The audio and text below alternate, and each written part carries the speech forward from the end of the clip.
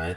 So if we get our strainer like this, all right, and we're going to pour it out like this. Look at that, guys. You see that? Look at that. Look at it. Look at that good. All right. That's what you need to drink. That's what you need. Just imagine drinking this. This is what's gonna happen to you in your immune system. Oh my gosh. Come on, guys. Come on.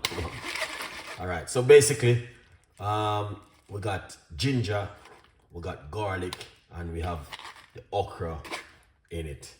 All right.